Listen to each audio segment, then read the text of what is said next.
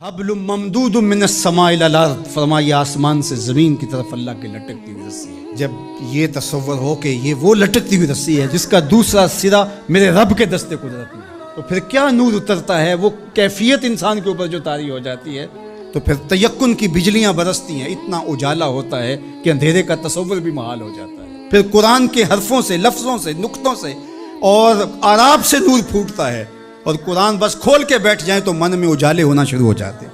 جب یہ تیقن انسان کے ساتھ جڑ جائے، چے جائے کہ قرآن کھول کے پڑھا جائے، سمجھا جائے، مفاہیم و مطالب کو جو ہے وہ سمجھنے کی کوشش کی جائے، یا کسی عالم یا کسی صاحب نظر کی صحبت میں بیٹھ کے قرآن سیکھا جائے، پھر تو جو روشنیاں برستی ہیں، من میں اجالے ہوتے ہیں۔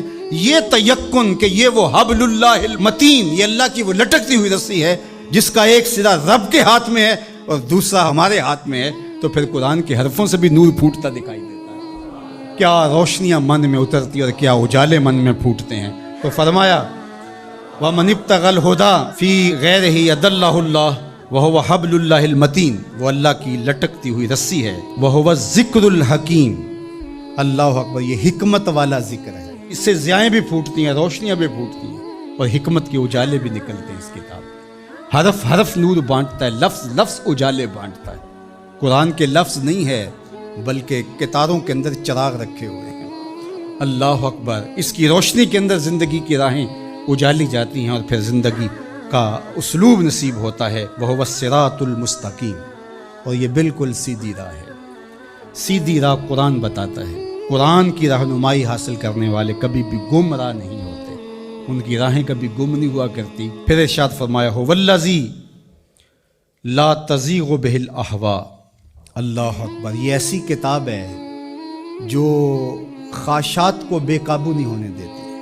یہ کتنی بڑی بات ہے حضور نے فرمایا۔ انسان اپنی خواہشات کے پیچھے ہی لگ کر کے گمراہ ہوتا ہے۔ بلکہ میں آپ کو ایک اور بات بتاؤں، اور وہ یہ کہ ہر دور کے اسلوب بدلتے ہیں۔ اب خط تو نہیں آتا، اب میسج آتا ہے، دور بدل گیا ہے نا۔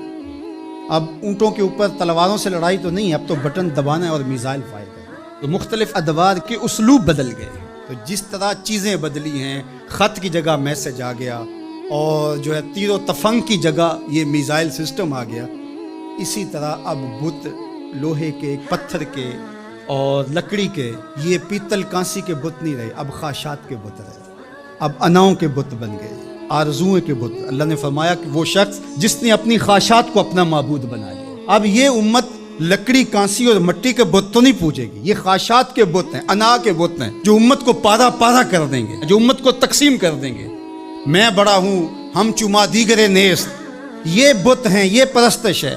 لیکن اگر قرآن سے جڑے رہو گے تو تمہارا رب قرآن کی برکت سے تمہیں اس بت کے آگے بھی نہیں جھکنے دے گا۔ قرآن سب سے بہتر تزکیے کا اسلوب اور انداز ہے۔ اللہ اکبر، اس لیے فرمایا کہ جب تزکیہ ہوتا رہے گا تو پھر نفس میں آوارگی نہیں آئے گی۔ اس لیے قرآن کی روزانہ کی بنیاد پہ جو تلاوت ہے وہ انسان کی زندگی کے اندر نظم پیدا کرتی ہے۔ اللہ نے چاہا تو آئندہ کچھ برس کے اندر جمعۃ المبارک کے خطبے کے دوران ہی انشاءاللہ قرآن مجید ترتیب سے ہم شروع کر کے کوشش کریں گے کہ جو ہے وہ والناس تک اس کی ضروری توضیحات اور تفسیرات جو ہے وہ آپ کے سامنے رکھی جائیں، اور یہ قرآن مجید کی کلاس کی شکل اجتماع جمعہ اختیار کر گیا ہے۔